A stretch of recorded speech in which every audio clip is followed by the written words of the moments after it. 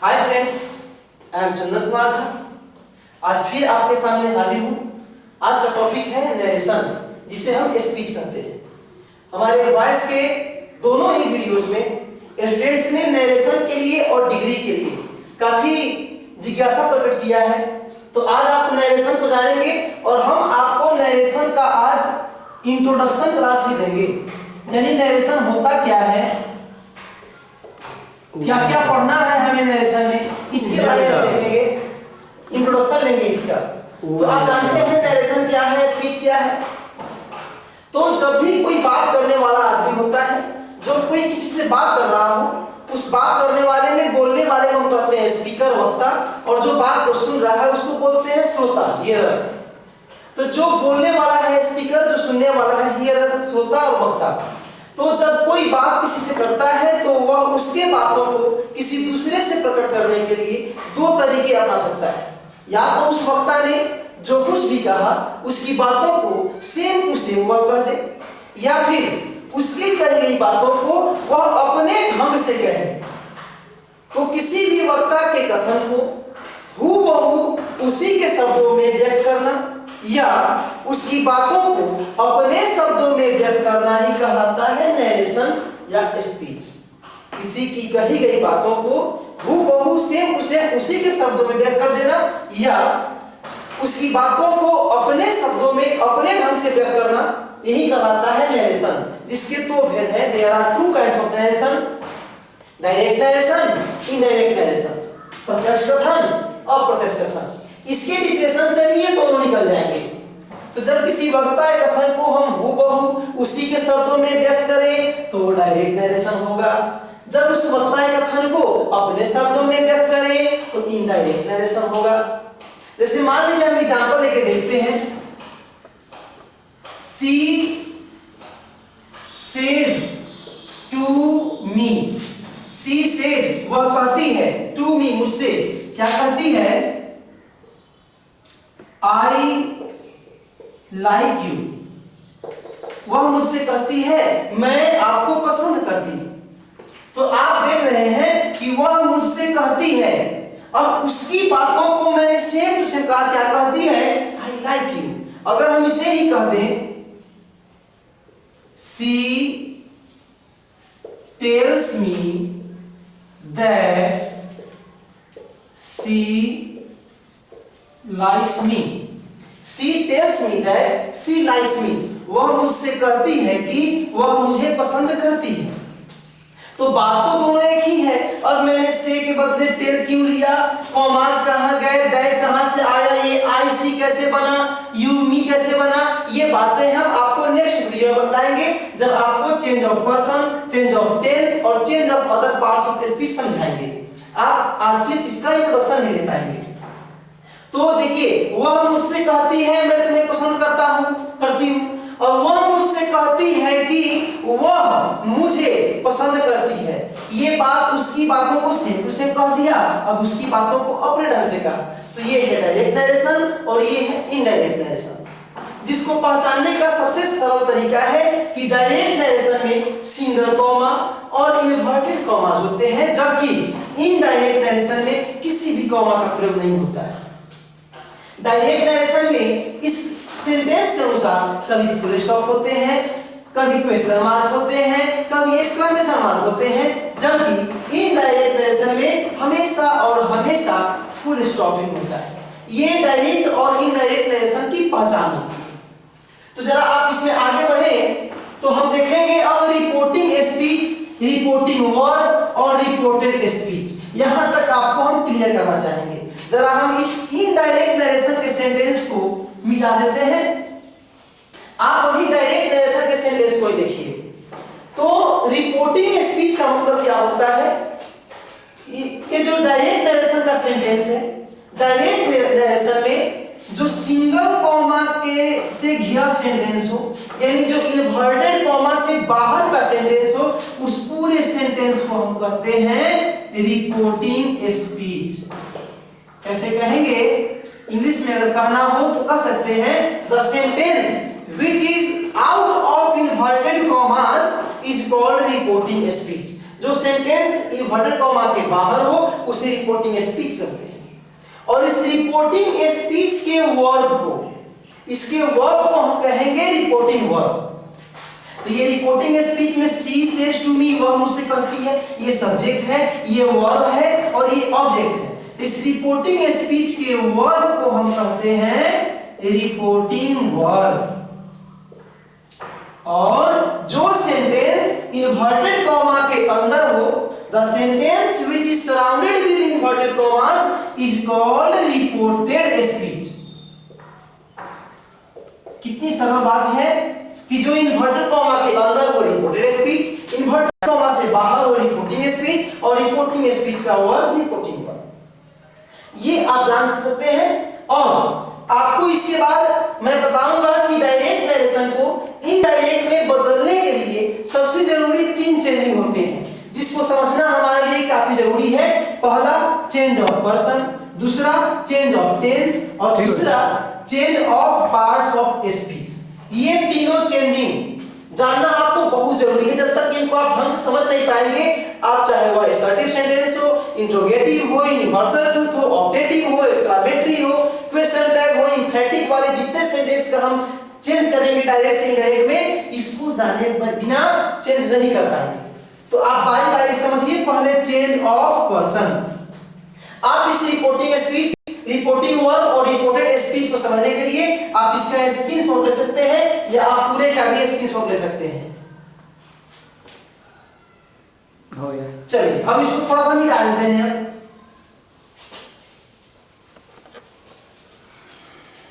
तो सबसे पहले हम समझेंगे चेंज ऑफ पर्सन। पर्सन को आप जानते हैं, पुरुष, first person, second person, third person, ये आप पहले से भी जान चुके हैं। लेकिन इस पर्सन को समझते हैं तो आप जानते हैं कि आई वी और इसका सभी केस, आई वी और इसके सभी केस, ये दोनों होते हैं first person, you second person, he she it they और जितने नाउन्स हैं वो सब होते हैं थर्ड पर्सन। याद रखेंगे आप, आई वी और इसके सभी केसेस से, आई का ऑब्जेक्टिव मी हो या पोसेसिव माई माइन हो, वी का अस हो, आवर आवर्स हो, ये सब होते हैं फर्स्ट पर्सन, यू होता है सेकंड पर्सन, और उसके अलावा ये ही सी इट दे और जितने नाउन्स हैं ये सब होते हैं थर्ड पर्सन। ये तो आप समझ गए। और पर्सन को समझ रहे हैं, लेकिन उसके साथ साथ आपको इस पर्सन केस टेबल को याद करना काफी जरूरी है। याद नहीं कर पाएंगे तो आप नरेशन नहीं समझ पाएंगे, और इसकी जरूरत आपको वॉइस में भी थी। जैसे आई, ये subjective case, objective case, possessive case. I का सब्जेक्टिव, आई का ऑब्जेक्टिव केस मी होता है। आई और मी दोनों का पोसेसिव केस माई और माइन होता है। आप जानते हैं माई पोसेसिव एडजेक्टिव है और माइन पोसेसिव प्रोनाउन है। ही का ऑब्जेक्टिव हिम होता है और पोसेसिव हिज होता है। सी का ऑब्जेक्टिव हर होता है और पोसेसिव हर और हर्स दोनों होता है। यू का ऑब्जेक्टिव भी यू, सब्जेक्टिव भी यू और possessive your, yours. Your possessive adjective और योर्स पोसेसिव प्रोनाउन। वी का ऑब्जेक्टिव अस होता है और पोसेसिव आवर और आवर्स होता है। दे का ऑब्जेक्टिव देम होता है और पोसेसिव देयर और देयर्स होता है। इट का ऑब्जेक्टिव भी इट, सब्जेक्टिव भी इट और पोसेसिव इट्स। इसको आप याद कर लेंगे। अब हम इस डायरेक्ट नरेशन को जब इनडायरेक्ट नरेशन में बदलेंगे तो सबसे पहले हम जानेंगे चेंज ऑफ पर्सन। ये क्या होता है सर? तो आप जानते हैं कि ये रिपोर्टिंग स्पीच है, ये रिपोर्टेड स्पीच है और ये रिपोर्टिंग वर्ब है। तो इस रिपोर्टिंग वर्ब में ये तीनों चेंजिंग नहीं होते हैं।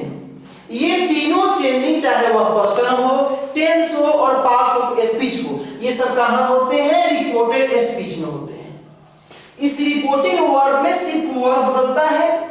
वो कैसे बदलेगा ये डिपेंड करता है इसके सेंटेंस पर। असर्टिव हो तो टेल में, ये बातें आपको हम बाद में बताएंगे, अगले वीडियो में बताएंगे। अभी आप इस पे ज्यादा फोकस ना करें। आप आइए हम लोग पहले पर्सन को ही देखें। यहां तक हम आते हैं, आपको यहां तक बता नहीं रहे हैं, आगे बताएंगे। और देखिए सर, जैसे ही आप रिपोर्टेड स्पीच में एंट्री करेंगे पहले आपको एक पर्सन मिलेगा। हो सकता है वह पर्सन फर्स्ट पर्सन हो हो सकता है सेकंड पर्सन हो और ये भी हो सकता है कि वो थर्ड पर्सन हो। तो आपको मिला आई। तो याद रखिए कि रिपोर्टेड स्पीच में कहीं भी फर्स्ट पर्सन आए तो वो बदलेगा रिपोर्टिंग वर्ब के सब्जेक्ट के अनुसार। रिपोर्टेड स्पीच का फर्स्ट पर्सन रिपोर्टिंग वर्ब के सब्जेक्ट के अनुसार। रिपोर्टेड स्पीच में कहीं भी सेकंड पर्सन आए तो वो रिपोर्टिंग वर्ब के ऑब्जेक्ट के अनुसार, और रिपोर्टेड स्पीच में अगर थर्ड पर्सन आ जाए तो वो नहीं बदलेगा। ये इसके लिए आप सन रूल जिसको कहते हैं ये आप जान सकते हैं। जैसे ये रूल कहता है अगर रिपोर्टिंग वर्ब में फर्स्ट पर्सन आए तो according to subject. Reported speech का फर्स्ट पर्सन रिपोर्टिंग वर्ब के सब्जेक्ट के अनुसार। रिपोर्टिंग स्पीच में अगर सेकेंड पर्सन आ जाए तो वो रिपोर्टेड स्पीच के ऑब्जेक्ट के अनुसार। अगर रिपोर्टिंग वर्ब में थर्ड पर्सन आए तो नो चेंज, वो नहीं बदलेगा। एक और कंडीशन होता है, अगर रिपोर्टेड स्पीच में सेकेंड पर्सन आ जाए लेकिन रिपोर्टिंग वर्ब में ऑब्जेक्ट ही ना हो तो क्या करेंगे? तो क्या छोड़ देंगे? छोड़ेंगे नहीं। उस सेकेंड पर्सन को सेकेंड में नहीं छोड़ेंगे, उसको हम अपने सुविधा के अनुसार या तो फर्स्ट पर्सन में या थर्ड पर्सन में बदल देंगे। एक और भी ऑप्शन है, अगर रिपोर्टिंग वर्ब में ऑब्जेक्ट ना हो तो हम खुद से भी एक उचित ऑब्जेक्ट ले सकते हैं। तो दो ऑप्शन है, या तो सेकंड को सेकंड में ना छोड़े, फर्स्ट या थर्ड में चेंज कर दे, या फिर अपने उसको इनडायरेक्ट बदलते समय अपने से एक ऑब्जेक्ट ले ले। तो ये रहा आपका, जैसे आप मान लीजिए आप आई फर्स्ट पर्सन है, मैंने पहले ही कहा आई और me first person, you second person, he she it they और जितने नाउन से ये सब थर्ड पर्सन। तो आई फर्स्ट पर्सन है तो मैंने कहा first person according to subject of the reporting speech, यानी रिपोर्टेड स्पीच का फर्स्ट पर्सन रिपोर्टिंग वर्ब के सब्जेक्ट के अनुसार, तो आई बदलेगा सी के अनुसार। तो ये आई किस केस में है? सब्जेक्टिव केस में है, तो हम सी का भी सब्जेक्टिव केस ही लेंगे, तो सी। अब देखिए, अभी आप चेंज ऑफ टेंस तो नहीं पढ़े हैं, मैं आपको बताता हूं थोड़ी देर के बाद इसी वीडियो में। सी लाइक्स, अब ये आ गया मी यू, तो यू कौन पर्सन है? Second person. तो second person according to object of the reporting speech, reported speech का सेकेंड पर्सन रिपोर्टिंग स्पीच के ऑब्जेक्ट अनुसार। लेकिन ये यू किस केस में है? तो ऑब्जेक्टिव केस में है, ये ऑब्जेक्ट है, तो मी का ऑब्जेक्टिव भी मी। तो फर्स्ट पर्सन सब्जेक्ट अनुसार, सेकेंड पर्सन ऑब्जेक्ट अनुसार, अगर थर्ड पर्सन आए तो नो चेंज। ये रहा आपका चेंज ऑफ पर्सन। आइए अब आप चेंज ऑफ टेंस, तो इसके लिए एक शर्त है, पर्सन के लिए शर्त नहीं है, लेकिन टेंस और पार्ट्स ऑफ स्पीच दोनों के लिए एक शर्त है। क्या शर्त है? तो बदलना तो रिपोर्टेड स्पीच को है, लेकिन ये पूछेगा रिपोर्टिंग वर्ब से। अगर रिपोर्टिंग वर्ब प्रेजेंट टेंस में हो या फ्यूचर टेंस में हो तो इस रिपोर्टेड स्पीच का न तो टेंस बदलेगा और न ही उसमें आने वाले पार्ट्स ऑफ स्पीच ही बदलेंगे। बदलेगा तो क्या? सिर्फ पर्सन, पर्सन हर हाल में बदलेगा, लेकिन इसका टेंस और इसका पास्ट ऑफ स्पीच तब बदलेगा जब ये रिपोर्टिंग वर्ब पास्ट में हो, प्रेजेंट में हो, फ्यूचर में हो तो नहीं बदलेगा। जैसे देखिए यहाँ सी सेज, वह कहती है, ये V5 है यानी प्रेजेंट इंडेफिनिट टेंस है, तो प्रेजेंट में है तो इसका टेंस नहीं होगा, ये प्रेजेंट इंडेफिनिट है तो ये प्रेजेंट इंडेफिनिट ही रह गया, लेकिन I में V1 है तो C में V5, टेंस चेंजिंग नहीं हुआ। एक हम सेंटेंस लेके देखते हैं तो फिर बदलेगा कैसे, जरा ये पहले जान लीजिए कि अगर ये प्रेजेंट इंडेफिनिट टेंस होगा तो बदलेगा पास्ट इंडेफिनिट में, प्रेजेंट इम्परफेक्ट पास्ट इम्परफेक्ट में, प्रेजेंट परफेक्ट पास्ट परफेक्ट में, प्रेजेंट परफेक्ट कंटीन्यूअस तो पास्ट परफेक्ट कंटीन्यूअस में, पास्ट इंडेफिनिट पास्ट परफेक्ट में, पास्ट इम्परफेक्ट तो पास्ट परफेक्ट कंटीन्यूअस टेंस। फिर आप जरा पास्ट स्पीच को भी सुन लीजिए, अगर ये रिपोर्टिंग वर्ब प्रेजेंट या फ्यूचर में होगा तो ये पास्ट स्पीच भी नहीं बदलेगा, पास्ट में होगा तो बदलेगा। तो कैसे बदलेगा? तो इसमें कहीं भी अगर आ जाए दिस तो वो बदल जाएगा दैट में। आप मेरी इन बातों को बार-बार सुनकर नोट भी कर सकते हैं और अपना नोट्स खुद बना सकते हैं, और बाकी के लिए मेरे पास सबके नोट्स हैं। अगर आप हमारे चैनल को सब्सक्राइब करेंगे और हमारे व्हाट्सएप नंबर से कांटेक्ट करेंगे तो आपको ये सारे नोट्स, इस ग्रामर सारे नोट्स आपको हम पीडीएफ फाइल बना करके भेज देंगे। तो चेंज ऑफ पार्ट्स में अगर यहाँ कहीं भी आता है दिस तो बदलेगा दैट में, अगर कहीं भी आता है दिस तो बदलेगा दोज में, अगर हियर आए तो देयर में, नाउ आए तो देन में, आइदर आए तो दाइदर में, टुडे आए तो दैट डे में, टू नाइट आए तो दैट नाइट में, यस्टरडे आए तो द प्रीवियस डे या द डे बिफोर, अगर टुमारो आए तो ऑन द मोरो या द नेक्स्ट डे। तो ऐसे आप इसको बदल सकते हैं। अगर कैन आए तो कुड में, मे आए तो माइट में, शैल आए तो शुड में, विल आए तो वुड में, ऐसे करके आप उसको चेंज करेंगे। लेकिन करेंगे कब? जब रिपोर्टिंग वर्ब पास्ट में होगा तब। जैसे मान लीजिए लेते हैं आई सेड टू हिम, मैंने उससे कहा, you have helped me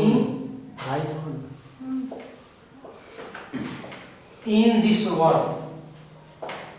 I said to him, मैंने उससे कहा, you have helped me in this work, आपने इस काम में मेरी मदद की है।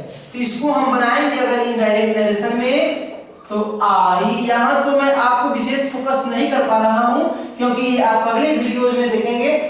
तो आई टोल्ड हिम दैट, यहाँ से आप देखिए second person according to object, लेकिन ये यू है सब्जेक्ट सब्जेक्टिव केस में, तो हिम का सब्जेक्टिव केस क्या होगा? ही होगा। अब जरा टेंस चेंजिंग देख लीजिए सर, ये reporting verb subject plus V2 यानी पास्ट इंडेफिनिट टेंस है, तो इसका टेंस चेंज होगा।